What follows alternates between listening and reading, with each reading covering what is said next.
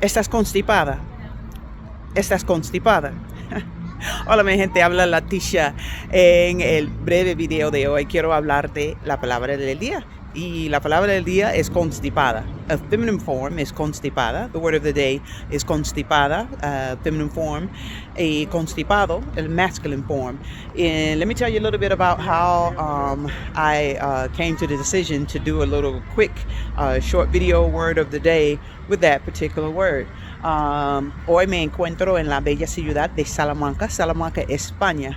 And hace poco, just a little while ago, a friend of mine, we were in a public setting, and a friend of mine, she looked at me and she noticed that I was a little stuffy, I was a little congested, and she says, Leticia, estás constipada. So a friend looks at me and she says, Leticia, estás constipada. And para ser honesta, if she had asked me that question maybe about 4 years ago, I probably would have stopped and gave her kind of like a weird look, because English is my native language. Obviously, Spanish is not my native language, but English is my native language. And to the native English ear, that word constipado, constipada, it sounds like constipated, which is another biological issue. So thank goodness that wasn't the situation. But anyway, she was simply asking me, Leticia, do you have a cold? You know, are you stuffy? You're congested. You got a cold. And so thankfully, I had learned that quite some time ago. And so I was able to respond appropriately.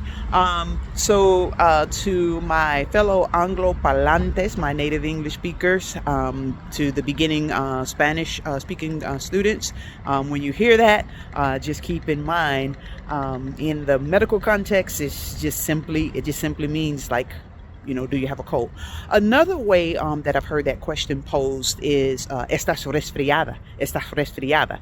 So that's another common way as well. So one of the beauty of languages is learning a variety of different ways to communicate the same message. And as we already know, a lot of times certain expressions in one country may mean something totally different in another country. So just wanted to jump on here just for a moment, since it's been a while since I uploaded a video, and talk just a little bit about that particular word.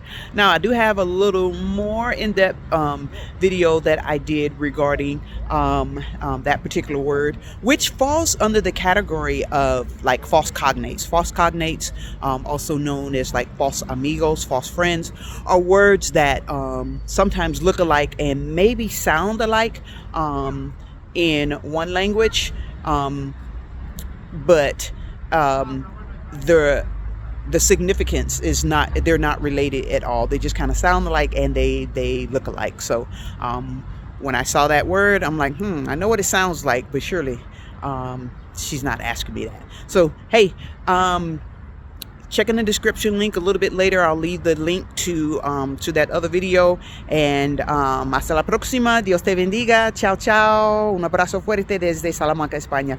Mwah.